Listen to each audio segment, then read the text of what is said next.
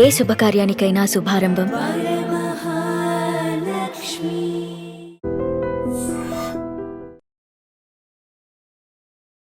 ఆ సత్యనారాయణ సార్కి నమస్కారం చేసేస్తాను. ఆయన దయతలిసి ఆడికి ఇబ్బంది పెట్టకుండా కొంచెం తప్పు చేశాడు. నా మొహం చూసి రక్షించండి. 1972లో హిస్టారికల్గా రిలీజ్ అయినటువంటి గాడ్ ఫాదర్ మూవీ నుంచి రీసెంట్గా రిలీజ్ అయిన ఓజీ సినిమా వరకు హార్డ్ డిస్క్లో 21,000 సినిమాలు ఉన్నాయి. ఈ విడిపోవడం వల్లే భార్యే ఇన్ఫర్మేషన్ ఇచ్చింది పోలీసులకి, భార్యే పట్టించింది అనేది వస్తుంది. అంటే మరి వార్తల్లో నేను విన్నది మీరు ఎలాగ ఉన్నారో నేను అలాగే ఉన్నాను. మా మనవరాలు తలుచుకుంటే ఏడుపు వస్తుందండి. మా మనవరాలు అంత మంచిది. మా మనవరాలు ఏటన్నారు కమిషనర్ 21,000 సినిమాలు ఉన్నాయంట. 50 లక్షల మంది పర్సనల్ డేటా. నా గురించి ఏమైనా తప్పు మీ గురించి సంబంధం లేదు. నేను రాత్రే చెప్పాను కదా మీకు, మీ వరకు ఒక వర్గం మీ అబ్బాయిని చాలా మంచిగా పోగొడుతున్నారు. చాలా మంది పేదలకి సినిమా ఉచితంగా అందించాడని మీరేం చెప్తారు దీని మీద? మీరే చెప్తున్నారు పేదలని. ఇప్పుడు ప్రెస్ మీట్ పెట్టారు. మొత్తం ఒక హార్డ్ డిస్క్లో 21,000 సినిమాలు ఉన్నాయట. 20 కోట్లు సంపాదించాడట. ప్రస్తుతానికి 3 కోట్లు ఫ్రీజ్ చేశామని నేరుగా పోలీసులు చెప్తున్నారు. సజ్జనార్ కదా ఆయన, సజ్జనార్ గారు. సో ఆయన తెలుసు కదా, ఆయన స్పెషలిస్ట్, ఎన్కౌంటర్ స్పెషలిస్ట్. సో ఇప్పుడు మనతో పాటు ఐ బొమ్మ ఓనర్ రవి, ఇమంది రవి వాళ్ళ నాన్నగారు ఉన్నారు, చిన్నప్పారావు గారు. ఆయన రిటైర్డ్ బిఎస్ఎన్ఎల్ ఎంప్లాయ్. చాలా గౌరవంగా బ్రతకాలి అనుకునే వాళ్ళు ఆయన చాలా నిక్కచ్చిగా ఉంటారు. నా వల్ల ఎవరికి చిన్న హాని కూడా జరగదు, అలా అని నేను ఎవరి వల్ల హానికి గురయ్యే పరిస్థితి ఉండదమ్మా. ఎందుకంటే నా సంపాదన, నా ఉద్యోగం, దాంతోనే నా కుటుంబాన్ని నడుపుకొని వచ్చాను. పిల్లల్ని కనగలం కానీ వాళ్ళ బుద్ధిని అయితే కనలేం కదా. ఈరోజు మీడియాలో వస్తున్న వరుస కథనాలు ఇవన్నీ చూస్తుంటే కనుక ఇలాంటోడా నా కొడుకు చీ అని అనిపిస్తోంది అంటూ అతను నిన్నటి నుంచి కూడా మీడియాతో మాట్లాడుతూ వస్తున్నారు.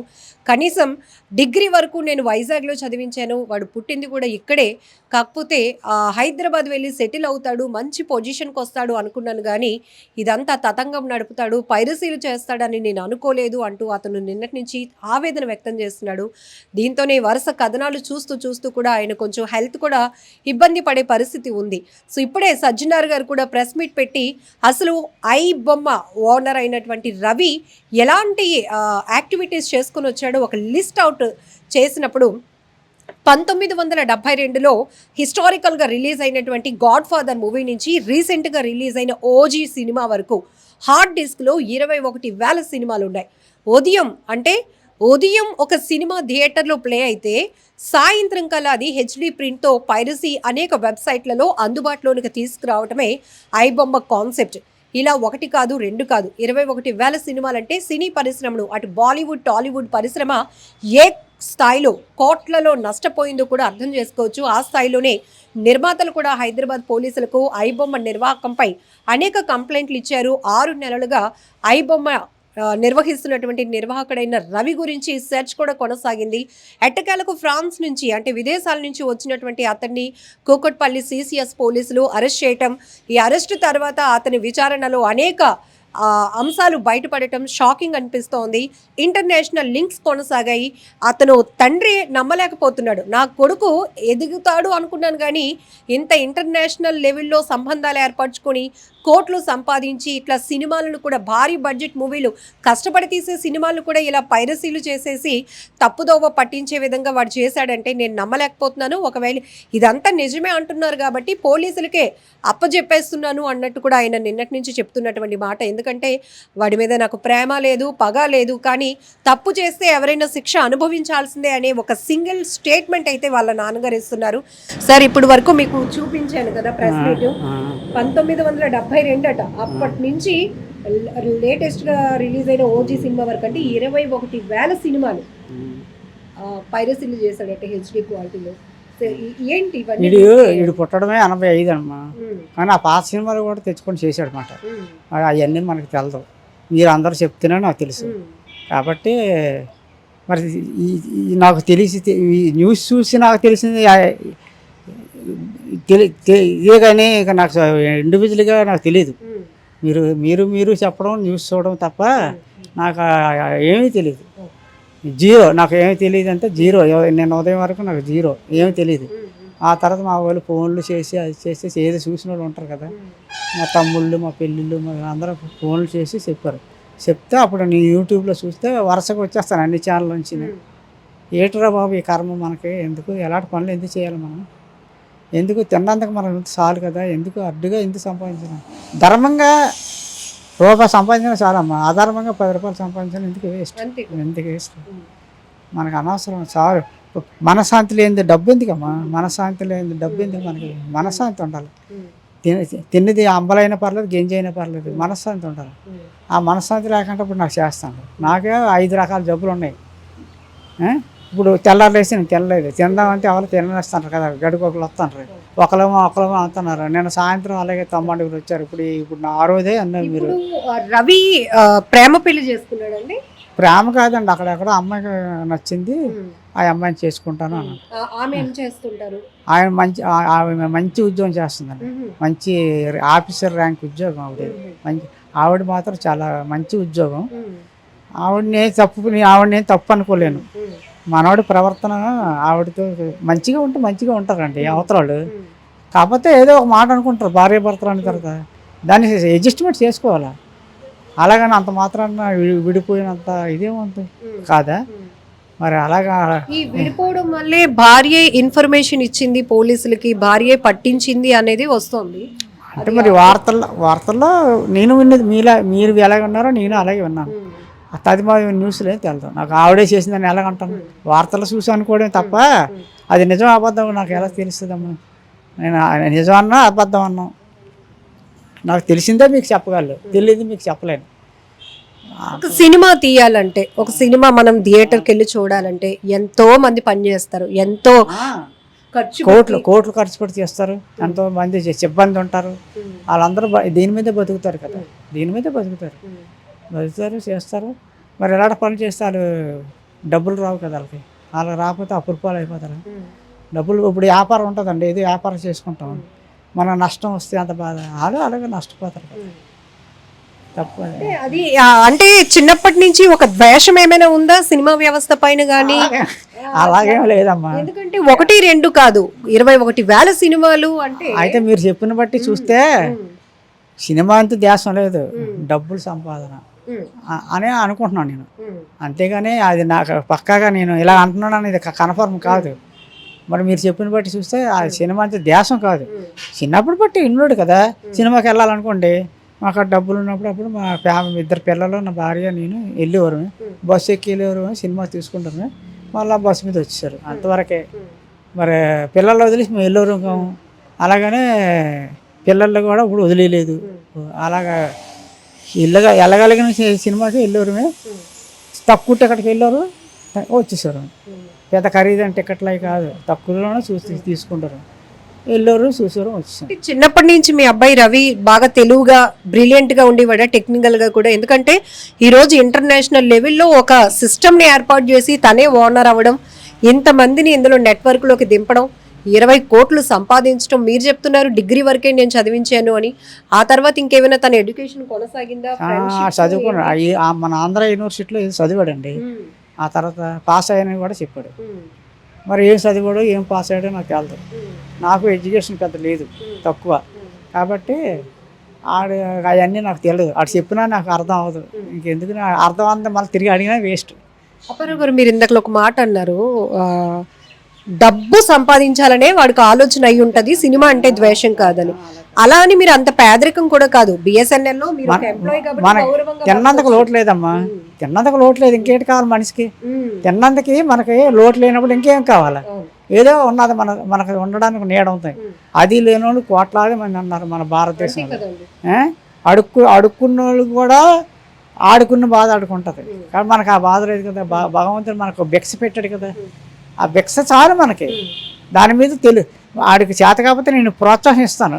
డబ్బులు నాన్న ఇంత డబ్బులు కావాలి అంటే నేను ఇస్తాను. ఏది వ్యాపారం చేసుకుంటానంటే నేను ఏమన్నా అంటే నేను ఏదైనా బిజినెస్ పెట్టుకుంటాను, నాకు ఒక పెట్టుబడి పెట్టాను, లేకపోతే నేను ఇది చదవాలనుకుంటున్నాను, ఇలా అవ్వాలనుకుంటున్నాను, ఏమైనా మీకు ఎప్పుడైనా చెప్పారా? నాకు ఫలాందని చెప్పలేదు. డబ్బులు కావాలన్నాడు ఒకసారి 3 లక్షలు తెచ్చి ఇచ్చాను, ఒకసారి 2 లక్షలు. ఎందుకు కారణం ఏం చెప్పాడా? ఆడు చెప్పలేదు, నేను అడగలేదు. ఆడు చిన్నపిల్లడు ఎట్టు అడగడానికి, ఏదో కారణం లేకుండా అడగడు. అలాగని వేస్ట్ చేయడాడు. నాకు తెలుసు అంటే 10 రూపాయి కూడా ఖర్చు పెట్టాడు. వేస్ట్గా మా పిల్లలు ఖర్చు పెట్టాలి, నాకు తెలుసు. చాలా మీరు 3 లక్షలు ఇచ్చారా? 3 ఒకసారి, ఇంకా 2, 3 ఒకసారి ఇచ్చాను. అడిగాడు, ఎందుకని నేను అడగలేదు. ఆడు చెప్పలేదు, నేను అడగలేదు. ఆడు అంత అమాయకుడు కాదు, పనికి పారేస్తాడని కాదు, చెడు వ్యసనాలు చేస్తాడని నేను అనుకోలేదు. ఏదో పని చేసుకొని అని ఇచ్చాను అంతే. మీకు తెలిసిన మట్టుకు మీ అబ్బాయికి ఫ్రెండ్స్ ఇతర కంట్రీల్లో ఉన్న వాళ్ళు ఎవరైనా అలాగేమో లేరమ్మా. మాకు 15 ఏళ్ల క్రితం హైదరాబాద్ వెళ్ళిన అబ్బాయి కరేబియన్ దీవుల్లో దగ్గర నుంచి ఈ యాక్టివిటీ అంతా చేస్తున్నాడు అంటే మరి అక్కడ నుండి ఎవరైనా ఫ్రెండ్స్ వాళ్ళు తగిలేరేమో తెలదు. మాకు అంత విదేశాల్లో కాదు, హైదరాబాద్లో కూడా లేరు ఎక్కువ. మా మామయ్య గారి పిల్లలు వాళ్ళు ఉన్నారు, విదేశాల్లో ఉన్నారు, ఇక్కడ హైదరాబాద్లో ఉన్నారు, మా పిన్ని కొడుకులు ఉన్నారు, అందరూ ఉన్నారు. కానీ మా కుటుంబంలో ఎవరు లేరు. మన విశాఖపట్నం తప్ప వేరే ప్రపంచం లేదు. మా తాతలు ఇక్కడే పుట్టారు, మంచి పేరుంది. మా తాతలు ఇక్కడే పుట్టారు. ఒకప్పుడు గవర్నమెంట్ డైరీ ఫారం తీసుకుంది, ఆ తర్వాత పెత్తందారులకు ఇచ్చేసింది, వాళ్ళు హాస్పిటల్ కట్టుకున్నారు. ఇలాగ మాది ఒకరిదే కాదండి. మా తాతలు 7 ఇలాగ యనమండుగురు ఉన్నారు. ఆ తాతలు మా తాతకులు యనమండుగురు తమ్ముడు. మా ఏమంది పెంటయ్య మా తాత పేరు. మాది ఒక ఇల్లు ఉండదు, ఏమంది పెంటయ్య. అవి ఒక 20 ఇల్లు అయ్యాయి ఇప్పుడు. వాళ్ళు ఒక 7 యనమండుగురు తాతలు, మా నీళ్ళు మా తాతగారు. వాళ్ళు ఇప్పుడు అప్పుడు 8-9 ఇల్లు ఉంది కదా, ఇప్పుడు అయ్యా ఒక 34 ఇల్లులు ఆలయ్యి. అంటే పిల్లలు అవుతారు కదా, అలా అన్నమాట. ఇప్పుడు పోలీసులు చెప్తున్నారు మీ అబ్బాయి రవికట సినిమా, ఒక కొత్త సినిమా, భారీ బడ్జెట్తో ఎంత ఖర్చు పెట్టి తీసిన సినిమా అయినా అలా థియేటర్లో ఇంకా వేయకముందే మీ అబ్బాయి ఫస్ట్ చూడాలట. అలా మొదలైన కోరికట ఇప్పుడు ఏకంగా డబ్బులు కూడా బాగానే వస్తున్నాయి, చాలా సైట్లకు అమ్ముకుంటే అని అలా మొదలుపెట్టి ఈ 21,000 సినిమాల్ని ఇలా పైరసీలు చేసి 20 కోట్లు సంపాదించాడు. 20 కోట్లు అంటే మీరు ఊహిస్తున్నారా? నేను ఊహించలేదమ్మా. ఇప్పుడు కష్టపడినడికి పొద్దుల్లా కష్టపడి అంత వస్తుంది. దొంగతనం చేసినడికి ఇలా బస్సులు ఎక్కినట్టు చూస్తాను, ఇలాగ ఎక్కుతారు, జోబులో చెయ్యట్టేస్తారు, తీసేస్తారు. ఆడికి ఎంత వచ్చినా చాలదు, మరో 4 జోబులు కొడితే బాగుంది అన్నట్టు ఉంటుంది. ఆడికి వస్తుంటుంది. అలాగా మన కష్టపడినోడికి చెమట ఊరిసినోడికి ఎలాగ వస్తాయి. అలాగా వీడు రాంగ్ స్టెప్ వేసాడు. ఆ రాంగ్ స్టెప్ వేసినప్పుడు మనకు తెలియాలి. ఇప్పుడు మనం ఉన్నాం, బస్సులో ఏదైనా పడిపోయింది అనుకోండి, బాబు ఇది ఎవరితో ఇస్తాం.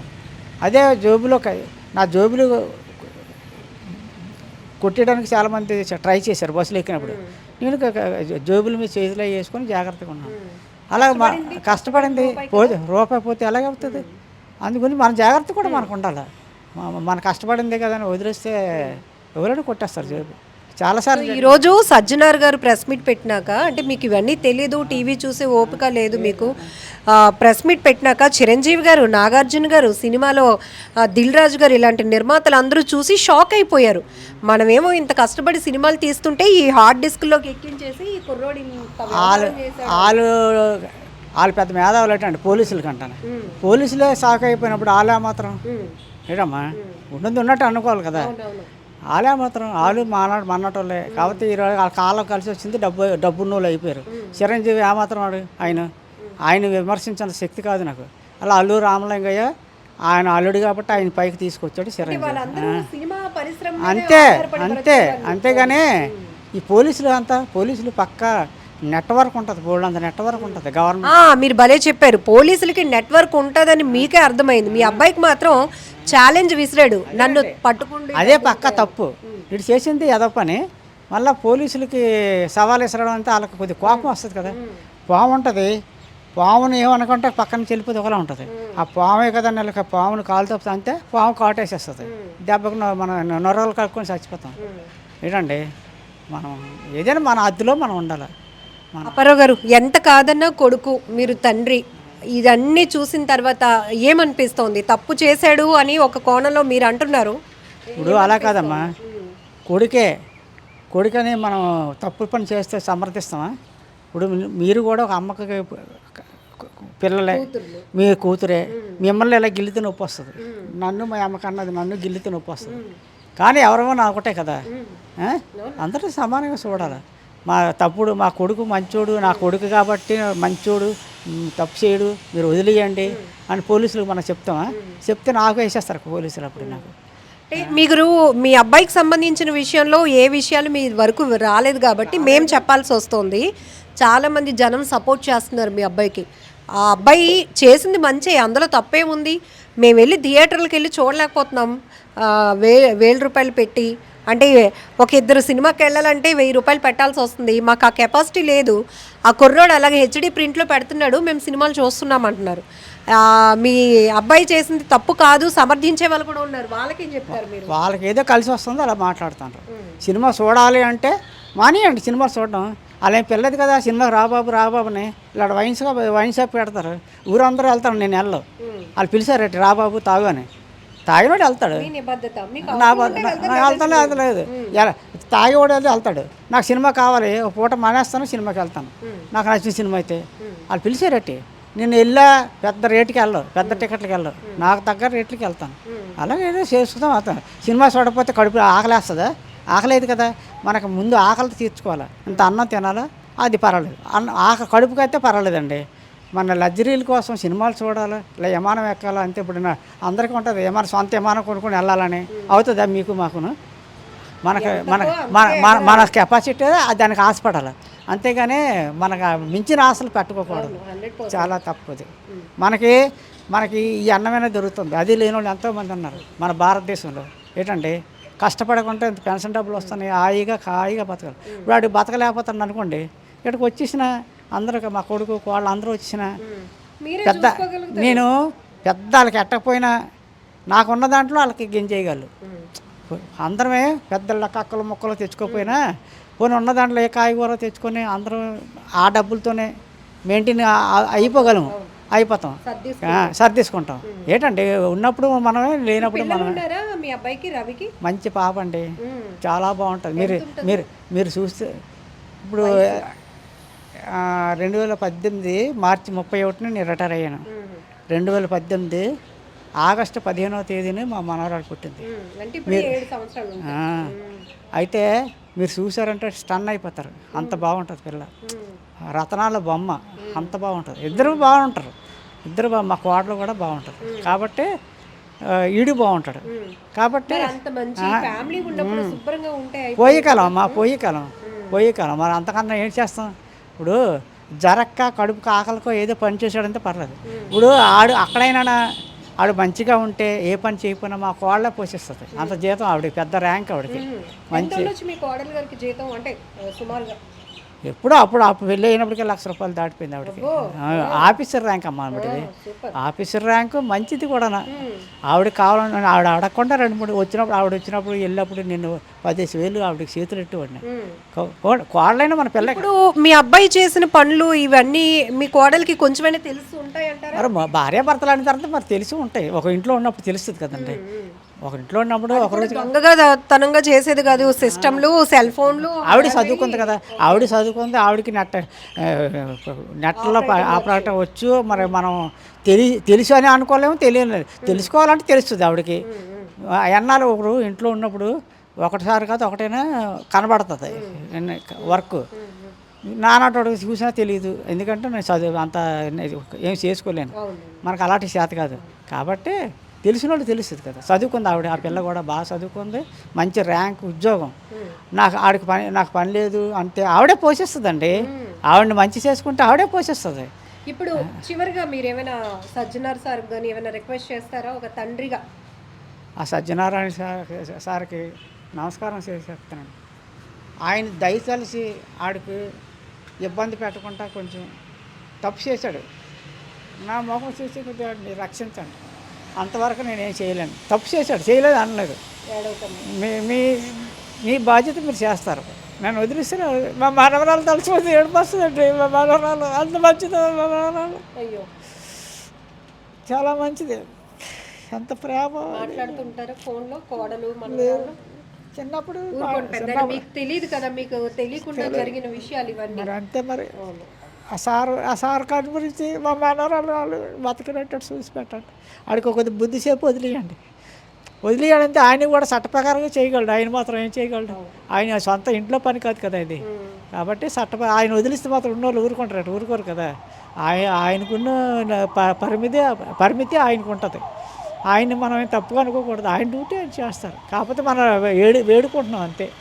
ఆడిని కొంచెం దయచేసి ఆడికి ఏదో కొంచెం ప్రే చేయండి అని అంతగా దేవుడిని కోరుకుంటున్నాను, ఆ సార్ని కొనుక్కుంటున్నాను. ఇది ఐబొమ్మ ఓనర్ అయిన ఇమంది రవి తండ్రి కన్నీటి వేదన. ఇదంతా నాకు అసలు తెలియదమ్మా.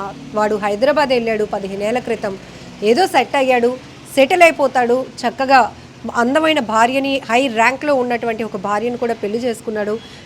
7 ఏళ్ల పాప, అందమైన పాప, బొమ్మలా ఉంటుంది, కుందనపు బొమ్మలా. ఇప్పుడు నా మనవరాల్ని తలుచుకుంటేనే నాకు గుర్తొస్తుంటే ఏడుపు వచ్చేస్తుంది. ఎందుకంటే అంత చక్కగా జరగాల్సినటువంటి ఫ్యామిలీని ఎందుకు ఇలాంటి దుర్బుద్ధి, ఎందుకు అధికంగా డబ్బు సంపాదించాలనేటటువంటి ఆశతో పూర్తిగా లైఫ్ని స్పాయిల్ చేసుకున్నాడు. ఈరోజు టీవీల్లోని మీడియాల్లో వస్తున్నటువంటి ఈ న్యూస్ ఐటమ్స్ చూస్తుంటేనే నా కొడుకు ఇలా మారిపోయాడా అని నేనే బాధపడుతున్నాను. ఏదైనా కూడా చట్టం తన పని తాను చేసుకుపోతుంది.